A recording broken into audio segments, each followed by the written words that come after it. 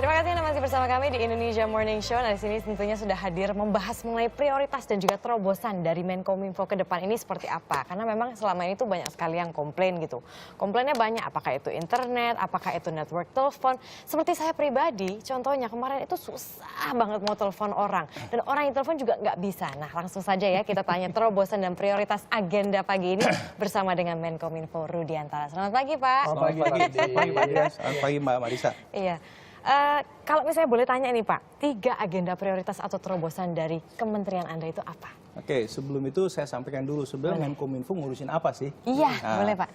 Secara garis besar, Menkominfo itu mengurusi hal-hal yang berkaitan dengan telekomunikasi. Yang pertama, apakah itu telekomunikasi fixed line yang telepon ke rumah, ke kantor maupun seluler. Kedua, mengurusi hal-hal yang berkaitan dengan internet. Ya, internet. Apakah aplikasi, e-government, e-commerce, semua internet sampai yang ribut-ribut undang-undang ITE dan lain sebagainya. Kelompok ketiga berkaitan dengan penyiaran televisi maupun penyiaran radio. Jadi spektrumnya ini sangat lebar. Dari orang atau organisasi atau perusahaan yang stake-nya, investasinya puluh miliar dolar sampai cuma katakanlah juta rupiah gitu loh. Oke. Nah, tadi Marisa sempat bertanya Pak, di dalam atau di bawah ke pemerintahan Bapak ini, kepemimpinan Bapak, apa saja yang mungkin inovasi baru termasuk juga terobosan-terobosan belajar dari pengalaman pemerintah sebelumnya? Ada beberapa kebijakan maupun pola pikir yang harus kita rubah. Yang mendasar adalah pola pikir. Karena contoh seperti Undang-Undang Telekomunikasi 36 tahun 99 itu isinya bagaimana memberikan izin aja. Jadi regime menurut saya rezim perizinan. Ya, jadi orang juga maunya ngurus izin aja. Nah, sekarang kita harus rubah, perizinan tetap harus ada karena tugas pemerintah untuk memberi izin antara lain. Merubah mindsetnya melayani kepada pelanggan akhir maupun melayani kepada si license holder, si penerima izin, memberikan pelayanan kepada pelanggan akhir. Contohnya adalah bagaimana kita menerapkan quality of service kepada operator seluler agar tadi blank spot-nya berkurang, pelayanan lebih bagus, lebih gampang menelpon walaupun tidak bisa 100%, namanya wireless ya. Kepada pelanggan akhir, mungkin Mbak Marisa atau Mas Adrian juga pernah menerima SMS yang sebetulnya unwanted SMS. Mengganggu Pak. Annoying. Tawaran kartu kredit, kemudian ada macam-macam deh. Kami bicara dengan OJK, ya, Otoritas Jasa Keuangan. Karena kan ini berkaitan dengan perbankan, dengan keuangan. Jadi bagaimana kita akan stop itu, blok itu operator sehingga bisa melakukannya. Kemudian di internet dalam konteks OJK juga banyak kan penawaran investasi yang ternyata bodong. Betul. Banyak bagaimana kita bisa memblok itu dalam konteks internet. Nah, itu kepada pelanggan akhir. Nah, mudah-mudahan 2-3 bulan ke depan kita sudah bisa keluarkan secepat mungkin, kalau bisa lebih cepat dari itu untuk melakukan itu kepada pelanggan akhir, kepada si license holder. Kita juga harus memikirkan bagaimana agar ekosistem bisnis dari si license holder itu sustainable. Kalau sustainable, bisnisnya bagus, manfaatnya banyak. Pertama, kembali kualitas layanan kepada pelanggannya akan lebih bagus. Manfaat kepada lapangan pekerjaan. Contoh seperti begini, TV kalau environment bagus, banyak yang masang iklan, kita dorong terus, banyak karyawannya, kemudian bayar pajak, PNBP-nya dan lain sebagainya. Jadi konsep itu dua itu yang ini. Nah, kalau penilaian Anda terhadap infrastruktur sekarang dan juga ke depannya tuh rencana Anda memperbaiki infrastruktur telekomunikasi seperti apa? Infrastruktur sebetulnya kita berfokus pada pembangunan broadband. Kita mempunyai namanya broadband plan di Indonesia. Ini broadband itu begini, analoginya broadband itu adalah jalan tol, katakan Jakarta ke Cikampek. Ya. Kemudian ada aksesnya yang seperti Bekasi Barat, Bekasi Timur, Karawang dan lain itu untuk menjemput pelanggannya. Nah, di jalan tol ini landasannya tuh broadbandnya ini, kemudian ada truk, ada bus yang ngangkut. Itu namanya internet kurang lebih, mobil. Di atas bus, di atas truk, di dalam bus nanti itu ada penumpangnya itu ada e-commerce, ada Facebook, ada Twitter, itu macam-macam di atasnya itu. Nah, kalau misalkan internet lelet, orang itu melihatnya saya pakai internet lelet. Kenapa? Karena jalan tolnya ini makin menyempit, Iya. busnya lebih banyak, penumpangnya lebih banyak. Lalu? Nah, kita coba besarkan jalan tolnya. Ini namanya rencana pita lebar. Nah, rencana pita lebar ini tahun 2014 sampai dengan 2019. Memang dana yang dibutuhkan besar, Iya. sekitar 270 triliun rupiah. Nah, Ya. kalau nanti sudah boleh dikatakan selesai, dampak positifnya yang bisa dirasakan sampai sesignifikan apa sih, Nah, Pak? begini, tahun 2013 ya, broadband ini hanya mencakup 15% home pass. Home pass itu rumah-rumah. Jadi kalau kita lihat di sekarang di Indonesia seperti kabel TV Iya. ya, itu apakah yang lewat satelit, apakah yang lewat kabel Kabel biasa, fiber optik itu ya, Pak? hanya mengcover 15% home pass di seluruh Indonesia.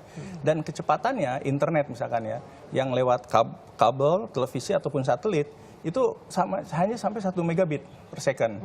Nah, target kita di tahun 2019 dibagi perkotaan dan pedesaan. Nah, home pass-nya meningkat dari 15% 2019 untuk perkotaan kita harapkan 70%. Jadi masyarakat Indonesia sudah bisa Wih, menikmati. nice. Juga dari segi kecepatannya kita targetkan menjadi 20 megabit. Jadi 20 kali lebih cepat di rumah itu home Luar pass. biasa. Tapi gini loh Pak, memang rencana Bapak tuh sangat bagus sekali dan kita juga tentunya sebagai konsumen telekomunikasi itu sangat bahagia sekali gitu. Tapi kalau misalnya kita lihat realitanya sekarang 3G aja kayaknya pot-potan gitu loh Pak.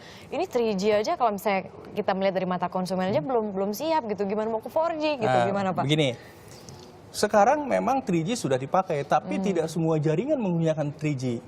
Masih ada 2G, karena tergantung segmen pasarnya. Ada masyarakat ya yang masih maunya cuma telepon dan SMS.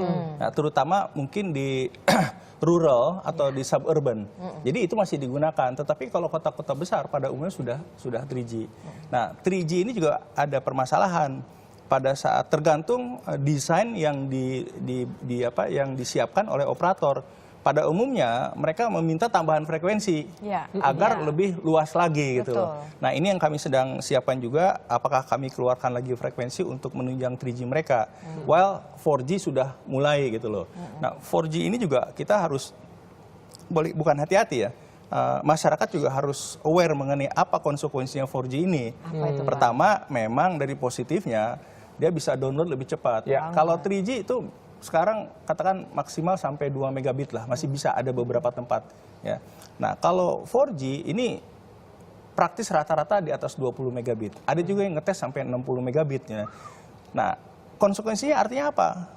Masyarakat itu enak download lebih cepat. Iya, iya. Ya, bisa 5 kali, bisa ke 10 kali lebih cepat. Tapi karena tanpa terasa menikmati, berarti volume data juga yang di-download lebih banyak lagi. Iya. Kalau lebih banyak lagi artinya apa? Kita membutuhkan Bayarnya lebih banyak. Bayarnya lebih banyak. Jadi kita harus hati-hati. Nah, ini yang harus dipahami oleh masyarakat. Jadi kenikmatan itu bukan berbanding lurus ya, tetapi juga harus ada ada biayanya. Betul, nikmat untuk bisa mendapatkan atau mengakses informasi, tapi juga harus diwaspadai bagaimana keamanannya ataupun juga konten-konten yang layak dan boleh untuk dikonsumsi, khususnya nih oleh anak-anak kita. Ya. Maklum Pak, ini ayah sekarang 2 orang putri nih Pak. Kira-kira apa nih langkah dari Kemenkominfo untuk bisa membatasi mungkin situs-situs ya porno ataupun yang berkembang sekarang ini kan banyak sekali ya Pak. Betul. Tapi prinsipnya setuju kan, kita harus batasi situs-situs yang tidak sesuai dengan budaya kita, dengan karakter kita, bangsa kita, juga untuk proteksi masa depan bangsa. Baik. Seperti pornografi, sekarang apalagi yang child abuse, pedofil dan lain sebagainya. Itu sih bagi kami istilahnya kita harus limit. Bahkan ada beberapa yang 100% di blok gitu ya. Teknisnya seperti apa sih? Apakah Kemenkominfo ini mendapatkan laporan dari masyarakat Antara bahwa situs ini begini gitu? Antara lain, ada 2 sebetulnya. Secara aktif kami melakukan searching ya, kepada situs-situs yang kita harus limit tadi gitu ya. Atau berdasarkan laporan. Nah, searching ini kenyataannya hari ini kita blok 100 misalkan, besok tumbuh lebih dari 100. Itu dunianya memang begitu gitu. Tapi ini ada yang menarik Pak, kan kementerian sebelum Anda dan menteri sebelum Anda itu memblok Vimeo. Nah, Vimeo ini sedangkan kalau misalnya Vimeo ini digunakan oleh para sineas-sineas gitu, apakah sineas di luar negeri ataupun di Indonesia, dan mereka itu kebanyakan komplain gitu. Kenapa sineas Indonesia ya? Karena memang dibloknya di Indonesia. Kenapa Vimeo itu diblok? Padahal kalau misalnya kalau kita mau melihat faktanya, konten pornografi itu lebih mudah ditemukan di YouTube, misalnya begitu.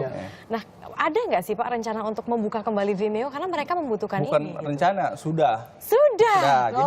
Jadi Alhamdulillah. saya sudah telepon, saya sudah video conference dengan CEO-nya Vimeo, dengan teman-teman netizen juga, dengan para kreatif juga sama-sama. Dan kita sudah bersepakat bahwa kita akan melakukan filtering untuk konten-konten yang tidak sesuai tadi. Nah, sekarang dalam pembicaraan teknis, ya doakan mudah-mudahan 1-2 bulan ini udah selesai. Karena tujuan kami itu memang mendorong sebetulnya Vimeo dimanfaatkan oleh para kreatif Indonesia karena memberi nilai tambah gitu. Benar. Oke. Jadi prosesnya sudah berjalan. Nah, kalau bicara tinggal mengenai- masalah teknis filtering aja sekarang. Kalau bicara mengenai tayangan, Pak, ini kan juga kita sebagai media televisi gitu ya, tentunya ingin menjaga kualitas tayangan. Dan kalau misalnya kita pantau bersama itu semakin ke sini tuh channel TV itu tampaknya semakin tidak memiliki aturan dalam konten gitu, yang bertanggung jawab. Bagaimana peran Kemenkominfo untuk memastikan bahwa tayangan kita ini tidak hanya 1-2 channel saja yang aman dan memiliki kualitas pendidikan, tapi kebanyakan seperti itu. Gitu, Pak. Ya, jangan hanya hiburan terus nggak menindik mendorong hedonisme, itu menjadi concern kami. Nah, perlu diketahui Mbak Marisa dan Adrian, dalam tataran regulasi di Indonesia, dalam undang-undangnya itu sebetulnya mengenai pengawasan televisi ini ada dibagi dua. Satu Menkominfo dalam konteks infrastruktur, ya frekuensi yang diberikan dan lain sebagainya, pemberian izinnya gitu. Tetapi dari sisi konten pengawasan dilakukan oleh mitra kami KPI, Komisi Penyiaran. Nah, jadi kami juga selalu koordinasi dengan teman-teman KPI, tapi teman-teman KPI yang akan lead untuk masalah konten Lalu ini. kalau KPI-nya mungkin kurang bergigi gitu gimana, Pak? Kurang kasih gigi palsu. Iya, soalnya selama ini ya kita juga meskipun KPI pun sudah ada gitu, tapi ya tayangan-tayangan yang kurang mendidik itu makin merajalela gitu loh. Berarti giginya KPI ini di mana gitu loh? Ya, kami akan perkuat KPI dengan artinya mungkin kalau sebelumnya KPI jalan sendiri juga menegur para lembaga penyiaran, terus yang ditegur biarin aja ditegur gitu. Itu loh. Karena frekuensi diberikan oleh Kominfo. Nah, sekarang kami akan jalan berdua lah acara itu. Kalau misalkan tidak diindahkan, hati-hati dengan frekuensinya. Walaupun pencabutan izin lembaga penyiaran harus melalui proses pengadilan, tetapi kami akan lakukan proses itu. Kalau jalan berdua kan orang lebih tanda kutip mungkin lebih segan, lebih Gitu apa. ya. Gitu. Nah, kalau bicara tadi mengenai perizinan, Pak Rudi, apakah ada rencana untuk bisa kita mengeluarkan lagi izin televisi nasional yang saat ini kan sudah ditutup? Ada nggak sih? Televisi sekarang televisi berjaringan, nggak ada televisi nasional. Sudah nggak ada? Terakhir hari kemarin saya keluarkan peluang usaha untuk televisi analog, ya karena dalam KM sebelumnya ternyata kita mengalami suatu proses di hukum yang keputusannya adalah pemerintah Kominfo, Sekju Kominfo harus memberikan secara substansi ya memberikan peluang usaha analog. Hanya kan kalau analog kita punya policy automatic switch off di tahun 2018. Nah, kalau kita lambat memberikan peluang usahanya, orang kan, loh 2018 sudah digital, kenapa diberikan analog lagi tahun depan? Oleh karena itu, kemarin sudah saya tanda tangan secepatnya, ini kesempatan untuk mendapatkan izin televisi analog, tapi terbatas sampai dengan Februari. Ya, nah, setelah itu tidak lagi TV analog, setelah itu digital. Nah, Kementerian Anda juga baru-baru ini begitu ya, ini loh, terkait dengan revisi Undang-Undang ITE. Tanggal 1 Desember lalu kalau tidak salah Anda memberikan revisi itu ke Kementerian Hukum dan HAM begitu. Itu Enggak, saya tidak memberikan revisi ke Kementerian Hukum dan HAM. Ada ekses dari Undang-Undang ITE, terutama pasal 27. Ya. Nah, sebetulnya Undang-Undang ITE ini memproteksi kita atas transaksi elektronik yang kita lakukan. Contoh, pernah elektronik banking nggak? Pernah dong. Iya dong. Nah, Hari-hari itu begitu, sebetulnya itu diproteksi oleh undang-undang itu, sangat diproteksi. Pernah sekarang ada e-wallet, dompetku apa namanya, transaksi. Itu juga berdasarkan undang-undang itu. Jadi jutaan, puluhan juta transaksi, bahkan jutaan orang itu terproteksi undang-undang itu. Memang ada ekses dari pasal 27. Iya. Ya, kalau misalkan pencemaran nama baik atau apa dikenakan. Nah, permasalahan di situ kan tuntutan pidananya 6 tahun. Nah, kalau 6 tahun ini memberikan ruang bagi aparat penegak hukum untuk ambil dulu, baru diproses belakangan. Nah, ini yang menjadi isu sebetulnya.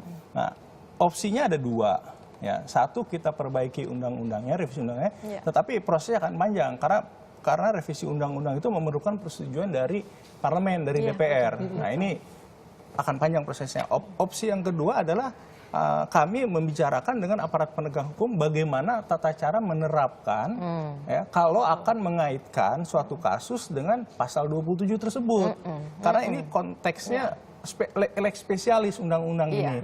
Jadi mungkin apakah nanti hanya penegak hukum tertentu ya, untuk kasus tertentu ya, dengan tata cara tertentu bisa menggunakan pasal 27 tersebut.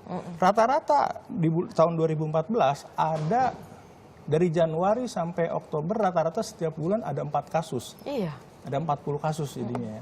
Nah, ini sudah menjadi perhatian kami ya. Kita juga tidak ingin sebetulnya. Tapi tetap harus ada semacam koridor ya, memberi penalti kepada yang tadi, yang SARA, pencemaran nama baik, hanya bagaimana cara implementasinya. Iya, dan itu pencemaran nama baik itu kan juga masih rancu gitu, makanya banyak sekali dulu ada kasus yang Prita itu di mana customer komplain dijadikan seperti pencemaran nama baik perusahaan gitu kan. Nah, itu mungkin yang tadi Bapak katakan ada ekses yang harus diperbaiki. Betul. Itu, ya, Pak. Mungkin terakhir Pak Rudi, apa harapan dari Bapak nih bagi para stakeholders terkait dengan komunikasi informatika ini? Ya, kami dari Kominfo membutuhkan, namanya Kominfo harus lebih banyak komunikasi dengan stakeholder sebetulnya.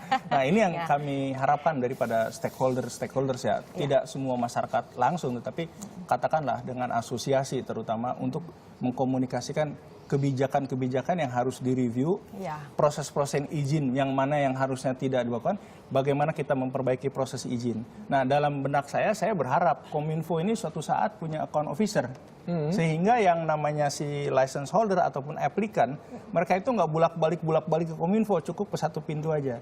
Nah, pentahapannya insya Allah akhir kuartal pertama atau kuartal kedua, kami punya namanya liaison officer. Nah, jadi semua itu, karena kan contoh untuk telekomunikasi saja jangan sampai bolak-balik ke Ditjen SDP PPI yang ngurusin frekuensi, nanti balik lagi urusan untuk penyelenggaraan ke Ditjen PPI gitu loh. Kalau memang bisa satu, kenapa? Jadi yang mensortir, si liaison officer ini yang mensortir sementara tapi nanti bertahap menjadi account officer. Nah, itu dari sisi kami, tapi dari sisi stakeholder kami juga minta berkomunikasi untuk menyelesaikan permasalahan-permasalahan, maupun kita harus sama-sama mengantisipasi perkembangan teknologi dan lain sebagainya ke depan untuk menyiapkan bagaimana regulatory framework yang kita siapkan. Himbauan untuk masyarakat Pak yang berkaitan dengan khususnya tadi lah teknologi informasi. Mungkin pesan dari Bapak nih. Teknologi ini sangat luas ya. Saya fokus misalkan ke internet yang banyak menjadi isu ini. Nah, di rumah tangga ya, kalau punya keluarga browsing lah itu ke Nawala misalkan, karena Nawala itu memberikan filtering secara gratis untuk konten-konten yang tidak diinginkan oleh kita. Nawala. Gratis. Oke. Nawala. Ya. Baik. Nawala.org. Ya. Baik, terima kasih Jadi itu banyak. download kemudian implement itu, karena dia akan selalu diupdate konten-konten mana saya di limit. Gitu. Baik, terima kasih banyak infonya nih Pak. Luar biasa, ternyata banyak sekali terobosan dari Kemenkominfo dan semoga harapannya semua terobosan dan rencana-rencana ini lancar jaya semuanya Pak. Lancar, kita jangan sampai peringkat 101 lagi ya Pak ya, internet yang tercepat, tapi kalau bisa ya 10 terbaik lah di dunia gitu nanti ya Pak ya dengan 4G-nya ya.